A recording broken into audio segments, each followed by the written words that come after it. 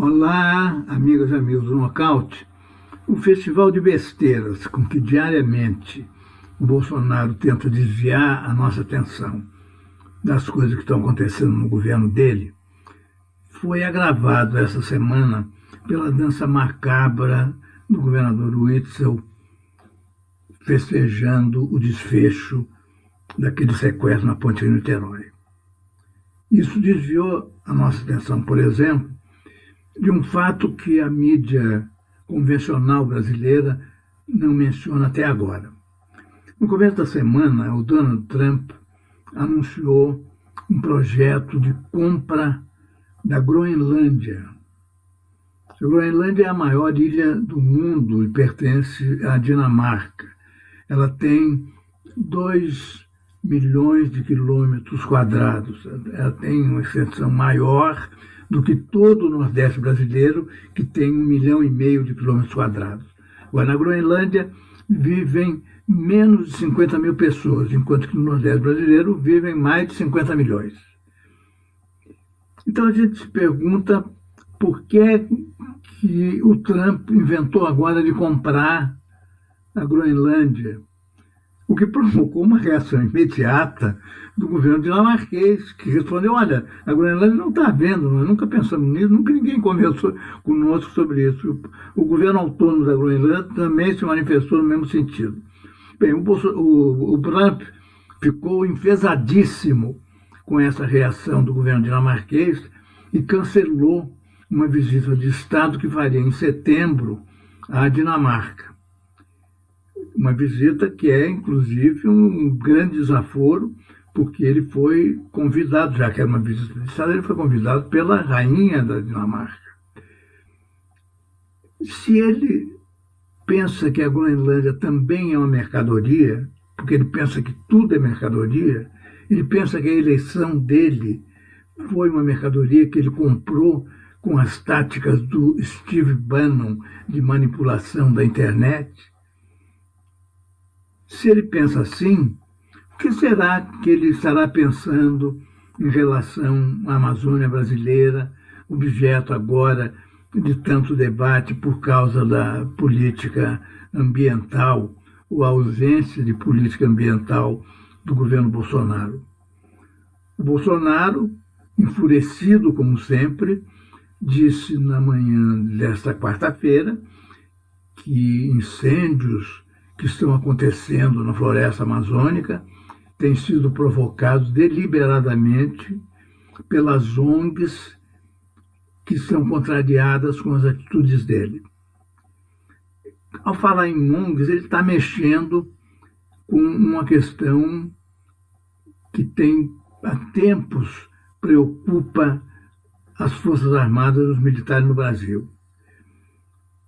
Lá pela altura do governo Fernando Henrique Cardoso, houve denúncias sérias de que algumas ONGs que vinham aparentemente com missões científicas ou missões religiosas ou missões antropológicas ou de defesa das populações indígenas, mas na verdade não estavam preocupados com essas populações, nem com o que existe na Amazônia acima do solo, e sim com o que existe na Amazônia no subsolo, com as riquezas minerais da Amazônia.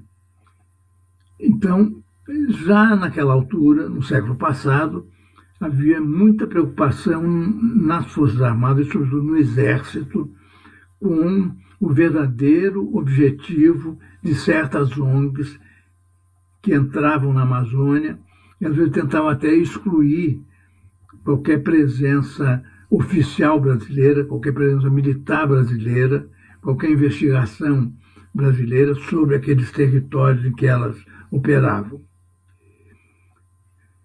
Se o Trump, além da Groenlândia, tem planos em relação à Amazônia, os militares devem estar preocupados com isso, sobretudo diante da subserviência do governo brasileiro, do governo Bolsonaro, em relação aos Estados Unidos e ao Donald Trump. Na época do governo Fernando Henrique, houve protesto no Congresso em relação a algumas ONGs, as ONGs que mistificavam e, a pretexto de atividade científica ou humanitária, estavam, na verdade, fazendo pesquisa geológica sobre as riquezas minerais da Amazônia. Naquela época, por exemplo, houve um senador de direita, o senador Mozarino Cavalcante, eleito pelo PTB de Roraima, que fez várias denúncias no Senado, mas houve também protesto de esquerda, da senadora Ceris Lesserenko, eleita pelo PT no Mato Grosso. Hoje, com essa subserviência do Bolsonaro em relação ao Trump, e com essa familiaridade com que ele tenta, por exemplo, mandar seu próprio filho como embaixador aos Estados Unidos, é possível que alguns setores militares já estejam preocupados com possíveis consequências disso em relação à Amazônia. Os Estados Unidos não têm bases militares em território brasileiro, mas têm bases militares na Groenlândia, porque a Dinamarca faz parte da OTAN e permitiu a existência dessas bases, que podem ser um fator fundamental à medida que a guerra comercial dos Estados Unidos contra a China fosse transformando, como já está acontecendo, numa nova Guerra Fria. Por enquanto, uma Guerra Fria sem ameaça do recurso às armas nucleares, como aconteceu quando se supunha que o mundo estivesse perto de uma terceira guerra mundial. Mas esse quadro internacional está ficando tão complicado cada vez mais que a preocupação do Trump em relação à Groenlândia pode esconder também algum interesse oculto em relação à Amazônia brasileira. E, com certeza, os militares brasileiros vão pensar muito nisso.